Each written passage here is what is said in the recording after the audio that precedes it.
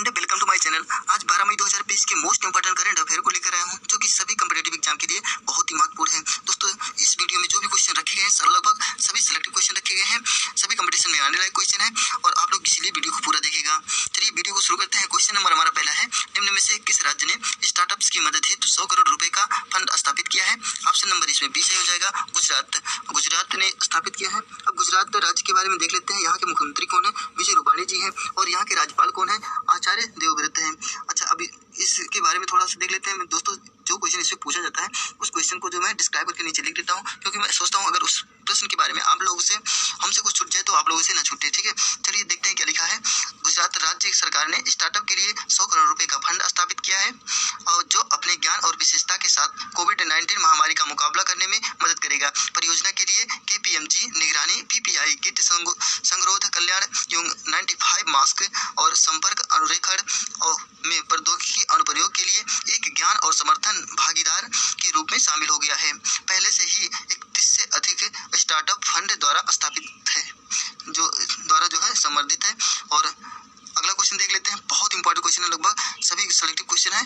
ठीक है, चलिए वीडियो को देख लेते हैं। दूसरा क्वेश्चन क्या है इस वीडियो का? हाल ही में प्रवासी राहत मित्र ऐप किस राज्य सरकार ने लॉन्च किया है? ऑप्शन नंबर इसमें सी सही हो जाएगा, उत्तर प्रदेश सरकार ने लॉन्च किया है। अच्छा, अब ये प्रवासी राहत मित्र ऐप है, ये उत्तर प्रदेश राज्य ने लॉन्च किया। उत्तर प्रदेश के मुख्यमंत्री कौन है? ये तो आप लोग को पता ही होगा, आदित्य योगीनाथ है। और यहाँ के राज्यपाल कौन है?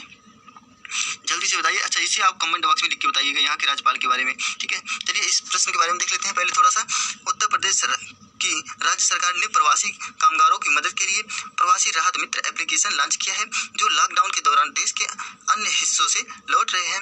ऐप का उद्देश्य श्रमिकों को सरकारी कार्यक्रमों का लाभ प्रदान करना और आजीविका और रोजगार प्रदान करने के अलावा उनके कौशल की निगरानी करना है।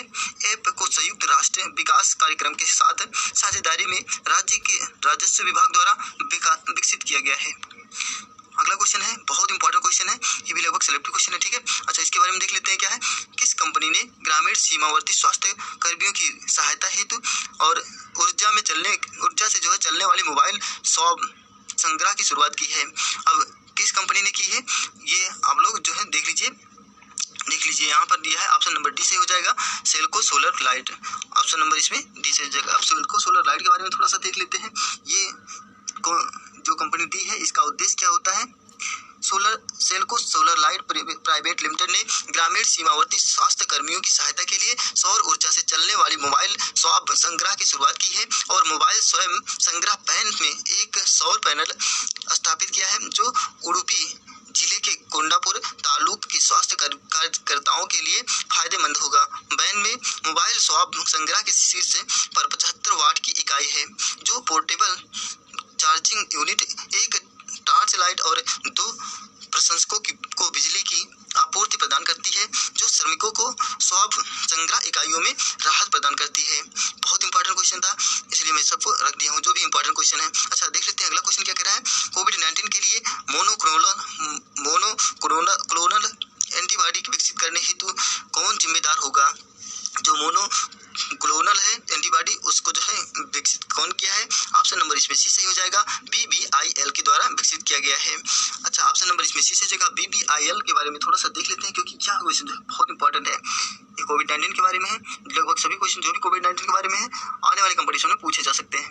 ठीक है, Bharat biotech international limited BBIL का फुल फॉर्म होता है वाणिज्य भागीदारी होगा, और उत्पन्न होने वाले मोनोक्लोनल एंटीबॉडी के भविष्य के विकास और व्यवसायीकरण के लिए जिम्मेदार होगा। CSIR ने रोगियों में SARS-CoV-2 वायरस को बेअसर करने के लिए मोनोक्लोनल एंटीबॉडी SGM-ABS के विकास के लिए कई परियोजनाओं को मंजूरी दी है। यह परियोजना एक बहुस्थगित और बहुअनुशासनात्मक टीम द्वारा कार्यान्वित की जाएगी और एक चिकित्सकीय रणनीति के रूप में मोनोक्लोनल एंटीबॉडी उत्पन्न करेगी। विशेषज्ञ दल में IIT Indore, Bharat biotech international limited BBIL और प्रेडोमिक्स टेक्नोलॉजी प्राइवेट लिमिटेड जैसे शैक्षणिक संस्थानों द्वारा और उद्योगों के प्रतिभागी शामिल होंगे। ये क्वेश्चन बहुत इंपॉर्टेंट क्वेश्चन है, लगभग सभी क्वेश्चन सिलेक्टिव क्वेश्चन है, इसलिए आप लोग वीडियो को पूरा देखिएगा। देखिए अगला क्वेश्चन क्या कह रहा है। टाटा उपभोक्ताओं उत्पादों ने लोगों को आवश्यक सामान पहुंचाने और अपने प्रत्यक्ष वितरण मॉडल को मजबूत करने हेतु किस कंपनी के साथ समझौता किया है? ऑप्शन नंबर इसमें ए सही हो जाएगा, जोमेटो के साथ जो टाटा उपभोक्ता है वो समझौता किया है। अच्छा, अब इसके बारे में थोड़ा सा देख लेते हैं। जो जोमेटो है, टाटा उपभोक्ता उत्पादों ने लोगों को आवश्यक सामान पहुंचाने और अपने प्रत्यक्ष वितरण मॉडल को मजबूत करने के लिए जोमेटो और डोमिनोज पिज्जा के साथ समझौता किया है। डोमिनोज पिज्जा के साथ साझेदारी में दिल्ली, मुंबई, चेन्नई, हैदराबाद, कोलकाता और बेंगलोर में डोमिनोज की आवश्यकताओं सेवाओं के तहत सेवाएं उपलब्ध होगी।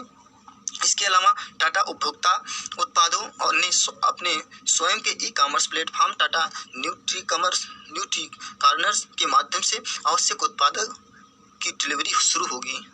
जो शुरू करेंगे या उसे डिलीवरी शुरू करेंगे सामान्य उत्पादों की। अगला क्वेश्चन है, ये देख लीजिए, बहुत ही इंपॉर्टेंट क्वेश्चन है, इसे ध्यान में रखिएगा। मनोहर पर्रिकर रक्षा अध्ययन और विश्लेषण संस्थान की बैठक की अध्यक्षता किसने की? ऑप्शन नंबर इसमें बी सही हो जाएगा, राजनाथ सिंह के द्वारा शुरू की गई है। अब मनोहर पर्रिकर रक्षा अध्ययन है, इसको ध्यान में रखिएगा, ठीक है। यह क्वेश्चन बहुत इंपॉर्टेंट बन जाता है आने वाले एग्जाम के लिए, ठीक है। अब इसके बारे में थोड़ा सा देख लो।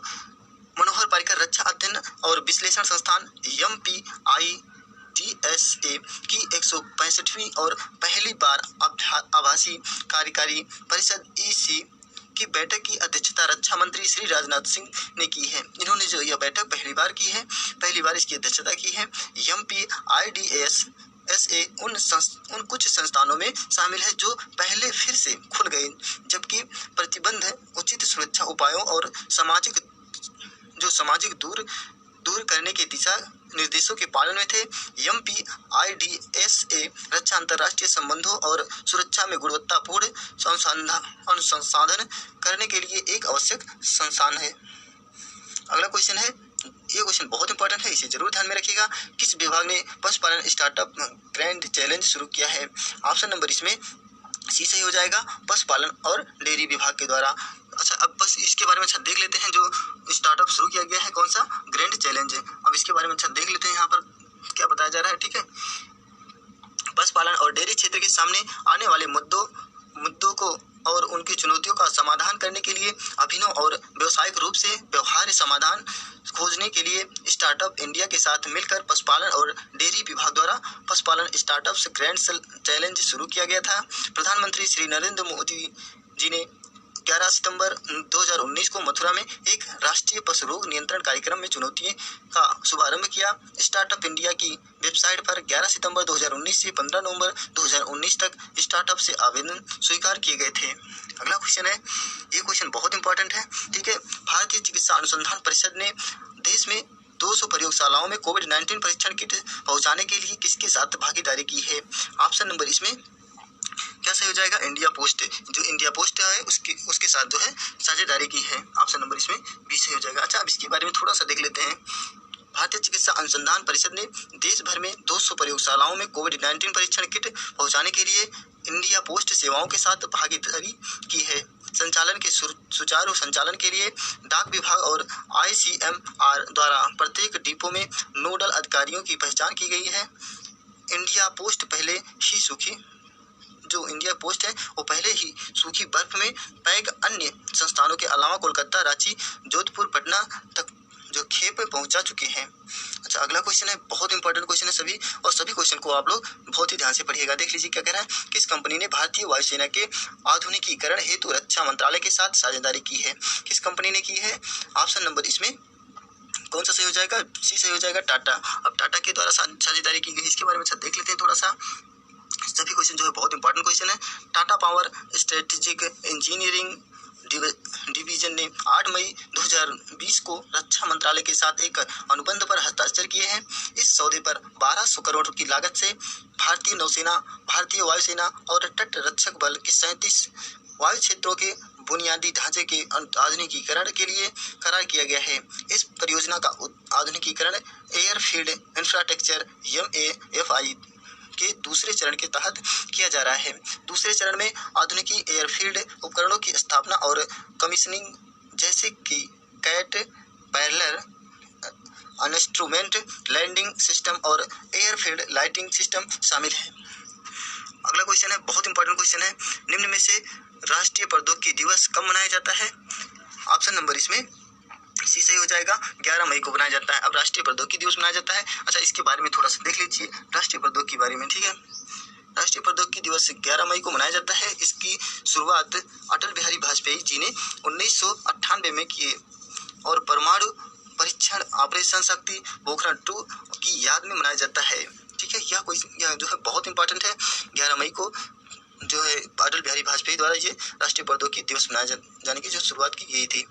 अगला क्वेश्चन है, हाल ही में किस इंस्टीट्यूट ने कोविड-19 के लिए पहली स्वदेशी एंटीबॉडी डिटेक्शन किट विकसित की है? ऑप्शन नंबर इसमें ए सही हो जाएगा, national institute of virology Pune के द्वारा शुरू की गई है। अच्छा, इसके बारे में थोड़ा सा देख लेते हैं। देख लीजिए यहाँ पर हाल ही में पुणे में स्थित नेशनल इंस्टीट्यूट ऑफ वायरोलॉजी ने कोविड-19 के लिए पहले स्वदेशी एंटीबॉडी डिटेक्शन किट विकसित की है, जिससे जो है कोविड-19 को हराने के लिए बहुत मदद मिलेगी।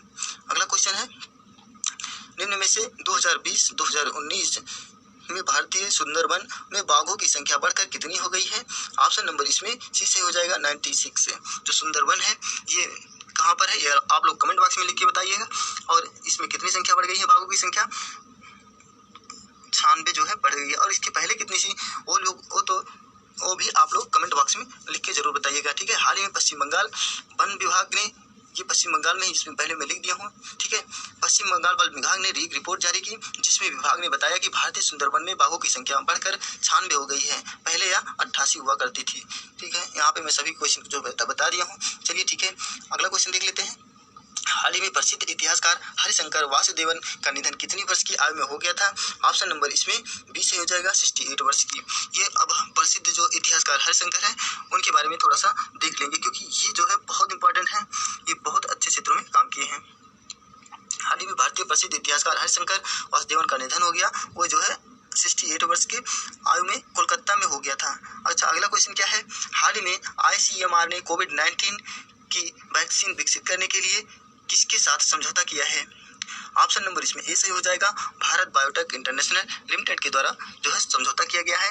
अब इसके बारे में थोड़ा सा देख लेंगे। हाल ही में ICMR मतलब इसका फुल फॉर्म होता है Indian council of medical research, BBIL, यानी इसका फुल फॉर्म होता है भारत बायोटेक इंटरनेशनल लिमिटेड के साथ कोविड-19 की वैक्सीन विकसित करने के लिए समझौता किया है। अगला क्वेश्चन है, निम्न में से मदर डे कब मनाया जाता है? कब मनाया जाता है? ऑप्शन नंबर इसमें बी सही हो जाएगा, 10 मई को। 10 मई को कौन सा दिवस मनाया जाता है? मदर्स डे मनाया जाता है, ठीक है। अच्छा, अब इसके बारे में देख लेते हैं क्यों मनाया जाता है। प्रतिवर्ष मई माह के दूसरे रविवार को मदर्स डे मनाया जाता है। मदर्स डे 2020 10 मई को आयोजित किया गया है। मई के दूसरे सप्ताह में प्रत्येक रविवार को मनाया जाता है, इसलिए इसके ध्यान में रखिएगा और ये बहुत इंपॉर्टेंट है। अगला क्वेश्चन देख लेते हैं। निम्न में से वर्ष 2019-20 में भारत में फार्मास्यूटिकल निर्यात बढ़कर कितना हो गया है? जो फार्मास्यूटिकल है और निर्यात बढ़कर के 20.58 बिलियन डॉलर हो गया है। ऑप्शन नंबर सी सही हो जाएगा। बहुत इंपॉर्टेंट क्वेश्चन है, ठीक है। सभी क्वेश्चन को ध्यान में रखिएगा और सभी क्वेश्चन को अच्छे से पढ़िएगा। अब इसके बारे में थोड़ा सा देख लेते हैं। कोविड-19 के कारण दुनिया भर में चिकित्सक उपकरणों की मांग तेजी से बढ़ रही है, जिससे भारत का 2019-20 में भारत में फार्मास्यूटिकल निर्यात बढ़कर लगभग 20.58 बिलियन डॉलर तक पहुंच गया है। अगला क्वेश्चन है और ये बहुत इंपॉर्टेंट क्वेश्चन है, बहुत ही सिलेक्टिव क्वेश्चन है, इसे जरूर ध्यान में रखिएगा। हाल ही में किस राज्य में मजदूरों की कारखानों के काम के घंटे की संख्या 8 से बढ़ाकर 12 कर दी गई है? किस राज्य में कर दी गई है? ऑप्शन नंबर इसमें बी सही हो जाएगा, मध्य प्रदेश। मध्य प्रदेश में कर दी गई है। अच्छा, अब इसके बारे में थोड़ा सा देख लेते हैं क्यों कर दी गई है। हाल ही में मध्य प्रदेश सरकार ने घोषणा की है कि कारखानों में मजदूरों की काम करने की समय सीमा बढ़ा दी गई है। अब यह मजदूर कारखाने में 8 घंटे की बजाय 12 घंटे काम करेंगे। दोस्तों, आज के लिए इतना ही। वीडियो कैसा लगा कमेंट बॉक्स में लिख के जरूर बताइएगा। और हाँ, यदि कोई सुझाव देना चाहता है हमें वह हमारे कमेंट बॉक्स में लिख के सुझाव दे सकता है। जो लोग हमारे चैनल को सब्सक्राइब नहीं किए हैं वो लोग हमारे चैनल को सब्सक्राइब जरूर कर लेंगे, ठीक है। साथ ही बगल में बेल आइकन की बटन है उसे भी प्रेस कर देंगे। दोस्तों, मैं नेक्स्ट वीडियो में अगले न्यू अपडेट के साथ मैं फिर मिलूंगा। तब तक के लिए